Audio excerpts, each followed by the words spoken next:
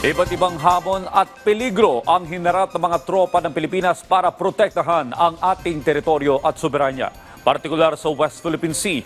Balikan natin ang mga tagumpay ng Armed Forces of the Philippines sa year-end report ni Patrick De Jesus.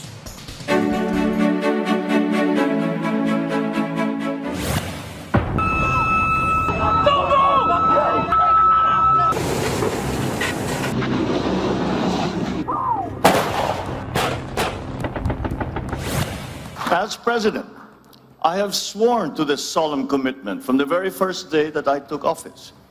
I do not intend to yield. Filipinos do not yield. Malinaw ang paninindigan ni Pangulong Ferdinand R. Marcos Jr. sa pagprotekta sa teritoryo at soberanya ng Pilipinas, kabilang na sa usapin ng West Philippine Sea. Pero ngayong taon, maraming hamon na kinaharap ang ating mga tropa sa pagganap sa kanilang tungkulin dahil sa paulit-ulit na pangharas ng China noong Hunyo sa isang insidente sa Ayungin Shoal na itinuturing na pinakamalala. Umabot sa puntong naputulan ng daliri ang isa sa ating mga sundalo matapos ang ginawang pangiipit ng China Coast Guard sa rotation and resupply o remission ng Armed Forces of the Philippines sa BRP Sierra Madre. Hindi rin nawala ang paulit-ulit na pambabangga at pambobomba ng water cannon ng mga barko ng China sa mga barko ng Philippine Coast Guard at Bureau of Fisheries and Aquatic Resources na nagsasagawa lamang ng maritime patrol sa ating exclusive economic zone. Nakaabot din hanggang sa himpapawid ang ginawang pambubuli ng China na personal na naranasan ng ilang mamamahayag.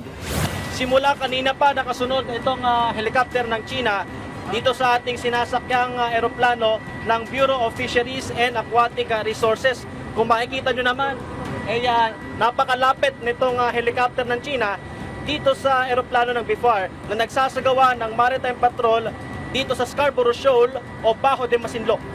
Sa kabila ng iba't ibang pagsubok na tila sumubok din sa ating pasensya, binigyang diin ng Pangulo na hindi gagawa ng anumang hakbang ang bansa para lumala ang tensyon sa West Philippine Sea. Ngunit kanyang iginiit na wala tayong isusuko sa ating teritoryo. Muli itong binigyang diin ni Pangulong Marcos Jr. kahit pa sumama na rin ang mga barkong pandigma ng China sa ginagawang panggigipit at pangaharang sa West Philippine Sea. We are going to continue to perform our mission. We will never be part of an escalation in the situation in the West Philippine Sea. If we look at the evolution of the situation in the West Philippine Sea, the Philippines has never been an agent of escalation of tensions. Sa gitna naman ito, patuloy ding pinalalakas ang kakayanan ng militar sa tulong ng iba't ibang pagsasanay. Nitong taon, idinaos ang pinakamalaking balikatan exercises katuwang ang Estados Unidos. May iba pang mga bansa ang lumahok dito kung saan nagkaroon pa ng sama-samang paglalayag sa West Philippine Sea. Sa balikatan ng susunod na taon, mas magiging malawak pa ito alinsunod na rin sa direktiba ng Pangulo. Hindi rin pinapabayaan ang mga programa para sa modernisasyon ng AFP at isa sa inaabangan ay ang pagbili ng multi-role fighter jets na aprobado na ng Pangulo. Pumalag din ang pamahalaan sa pagpuna ng China sa planong pagbili ng bagong armas ng Pilipinas, kung saan isa sa target ay ang mid-range capability o Typhoon missile system mula Amerika na kasalukuyang nasa bansa at ginamit sa iba't ibang pagsasanay.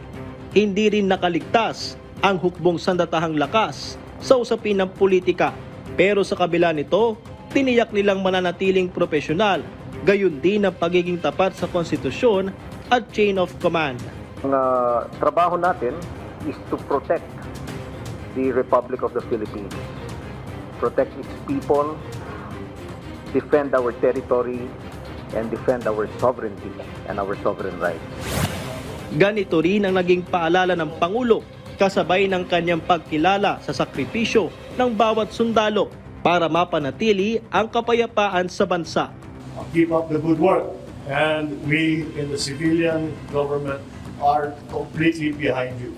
Huwag kayong nalilil lang sa mga nangyayari.